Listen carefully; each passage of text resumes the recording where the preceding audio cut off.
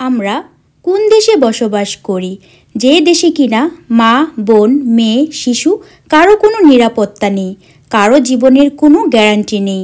কি অপরাধ করেছিল ৮ বছরের শিশু আসিয়া? তাকে কেন এই বয়সে নৃশংসভাবে এইভাবে হত্যা করা হলো? কেন তাকে এত কষ্ট পেয়ে জীবন দিতে হলো? কি অপরাধ ছিল সে বাচ্চা মেয়েটির? এখনকার যুগে মা তার মেয়েকে স্কুলে যেতে দিতে ভয় পায়, বাবা তার মেয়েকে স্কুলে যেতে দিতে ভয় পায়, ভাই তার বোনকে বাড়ির বাইরে যেতে দিতে ভয় পায়। কারণ এমন একটি যুগ চলে আসছে, এখনকার যুগে মানুষরূপী কিছু হায়ানার আছে যারা কিনা মেয়েদেরকে অবলা নারী হিসাবে ভেবে যা ইচ্ছা তাই করে থাকে। মেয়েদেরকে তারা কি ভাবে আমরা তা বুঝতে পারি না।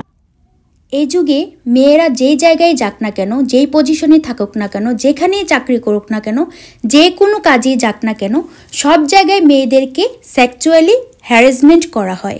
সেটা কেন করা হয়? কারণ সবাই ভাবে মেয়েরা অবলা নারী, মেয়েদের কোনো ক্ষমতা নেই, মেয়েদেরকে নিয়ে যা খুশি তা করা যায়। তাই আমার মনে হয় এখনকার যুগে মেয়েরা ভয় পেলে চলবে না, মাথা উঁচু করে দাঁড়াতে হবে, নিজেকে শক্ত করে স্ট্রং করে চলাফেরা করতে হবে। কোনো মানুষরূপী অমানুষের কাছে হার মানা যাবে না। মানুষরূপী এই হায়ানারগুলোকে পরাজিত করতে পারে। ওরা যেন বুঝতে পারে মেয়েরা এখন আর অবলা নারী নেই, মেয়েরা এখন অনেক সাহসী, মেয়েরা চাইলেই সব কিছু করতে পারে, সব কিছু দমন করতে পারে। এটা যেন এই মানুষরূপী অমানুষগুলো বুঝতে পারে। এই মানুষরূপী অমানুষগুলো একটা বাচ্চা মেয়ে, ৮ বছরের একটা শিশু, তাকেও ধর্ষণ করতে পিছপা হয়নি। তাদের মনে একটুও দয়ামায়া হয়নি যে এতটুকু একটা বাচ্চা মেয়েকে কিভাবে কতটা কষ্ট দিয়ে নির্মমভাবে তাকে মৃত্যুবরণ করতে হলো। আমরা জানি না আমরা কোন যুগে চলে আসছি। কিয়ামত মনে হয় খুব কাছাকাছি চলে আসছে। আমার কেন জানি না মনে হয় কিয়ামত খুবই নিকটে চলে আসছে। তা না হলে মানুষ কিভাবে পারে এরকম অমানুষের মতো কাজ করতে? মানুষ কিভাবে এরকম হায়ানার মতো কাজ করতে পারে? মানুষ কিভাবে আরেকটা মানুষকে এভাবে নৃশংসভাবে হত্যা করতে পারে, মেরে ফেলতে পারে? আমার সেটা মাথায় কাজ করে না। তো যাই হোক, আমরা যেই জায়গায় থাকি না কেন, পৃথিবীর যে প্রান্তেই থাকি না কেন, সবাই সবার জায়গা থেকে, ফেসবুক পেজ বলেন, ইউটিউব বলেন, সবাই সবার জায়গা থেকে প্রতিবাদ জানাতে হবে, রুখে দাঁড়াতে হবে, মাথা উঁচু করে এই হায়ানারগুলোর বিরুদ্ধে প্রতিবাদ জানাতে হবে। এই হায়ানারগুলো যেন ভবিষ্যতে ফিউচার আর কখনো কোনো মা বোনের উপর কুনজরে, কুদৃষ্টিতে, খারাপ চোখে না তাকাতে পারে, কোনো মা বোনদেরকে অত্যাচার না করতে পারে, ধর্ষণ না করতে পারে, খুন না করতে পারে, গুম না করতে পারে। কেন আমাদের মা বোনদের উপর এত অত্যাচার? বাংলাদেশে এটা কেমন আইন আমি বুঝি না, যে আইন কিনা টাকা থাকলেই কিনে ফেলা যায়। বাংলাদেশের অনেক খুনিরা আছে, অনেক অপরাধীরা আছে যারা কিনা টাকার বিনিময়ে বাহিরে খোলা মনে ঘুরতেছে, তাদের কোনো শাস্তিই পেতে হচ্ছে না। তারা বিভিন্ন ধরনের অন্যায় করে, কুকর্ম করে, খারাপ কাজ করে, খুন করে, গুম করে, ধর্ষণ করে, আরও বড় বড় অন্যায় করেও তারা রেহাই পেয়ে যাচ্ছে শুধুমাত্র টাকার বিনিময়ে। বাংলাদেশে যাদের টাকা আছে তাদের কোনো সমস্যাই নেই।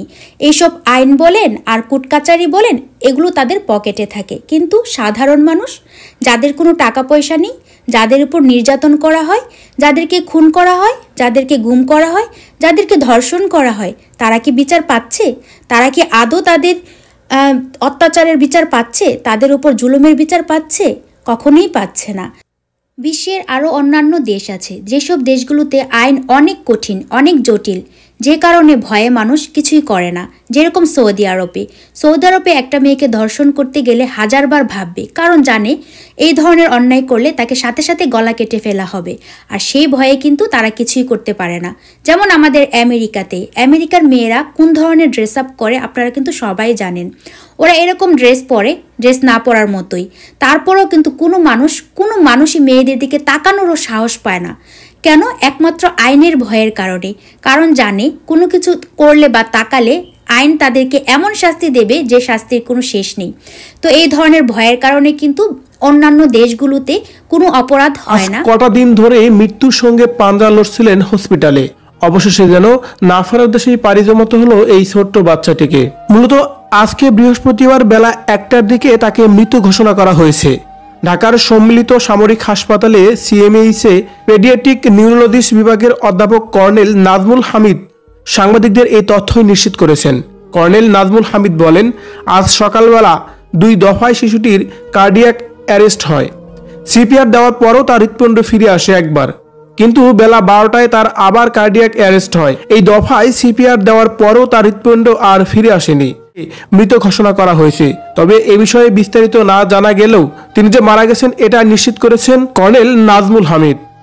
এদিকে তার মৃত্যুতে যেন তার পরিবারের মধ্যে গভীর শোকের মাতব তৈরি হয়েছে।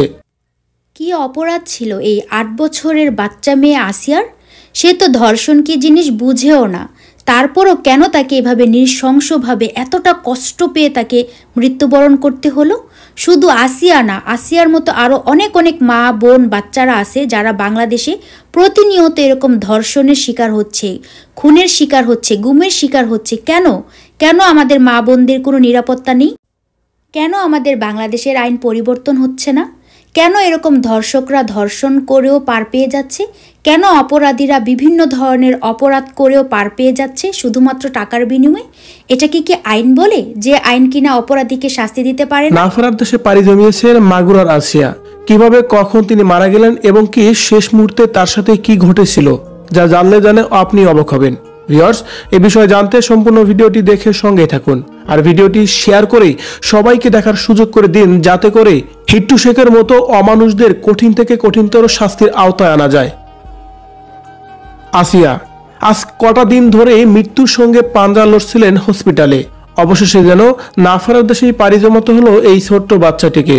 মূলত আজকে বৃহস্পতিবার বেলা 1টার দিকে তাকে মৃত ঘোষণা করা হয়েছে। আপনারা বিশ্বাস করবেন কিনা জানি না, আমি যখন এই ছোট্ট আসিয়ার ভিডিওটা দেখি, এই ছোট্ট একটা মেয়েকে যে কিনা ধর্ষণ কি জিনিস জানেও না, তাকে এভাবে নৃশংসভাবে অত্যাচার করে ধর্ষণ করে তিলে তিলে তাকে মারা হয়েছে, এইসব দেখার পর আমি আমার চোখের পানি ধরে রাখতে পারিনি। কারণ আমি নিজেও একটি মেয়ে, আমার ঘরেও 2টা মেয়ে আছে, আমারও 2টা মেয়ে সন্তান আছে, সেজন্য আমি এই জিনিসটা ফিল করতে পেরেছি। শুধু আমি না, আমার মতো হাজারো মায়েরা চোখের জল ফেলছে এই আসিয়ার ভিডিও দেখে, আসিয়াকে দেখে। আমরা দূরে থেকেই আমাদের এত কষ্ট হচ্ছে, এত কান্না পাচ্ছে, আর আসিয়ার মা, তার কেমন লাগছে আপনারা একবার ভেবে দেখবেন। আমরা যারা মায়েরা আছি শুধুমাত্র তারাই মায়েদের ফিলটা বুঝতে পারি। তো যাই হোক, বাংলাদেশের এই আইন জানি না কবে পরিবর্তন হবে, বাংলাদেশের এই অপরাধীরা আর কত অপরাধ করে পার পেয়ে যাবে। তো যাই হোক, বাংলাদেশে এইসব চলে, অন্যান্য কান্ট্রিতে কিন্তু এসব চলে না। যেরকম আমাদের আমেরিকাতেই ধরেন, আমেরিকাতে তো মেয়েরা কী ধরনের ড্রেস আপ করে সেটা আপনারা ভালো করেই জানেন। আমেরিকাতে কিছু মনে করবেন না, মেয়েরা যদি কাপড় ছাড়াও বাহিরে হাঁটাহাঁটি করে, মেয়েদের দিকে কেউ তাকানোরও সাহস নেই, শুধুমাত্র আইনের কারণে। তো যাই হোক, সব শেষে আমরা অপরাধীর শাস্তি চাই, শাস্তি চাই, শাস্তি চাই, সবাই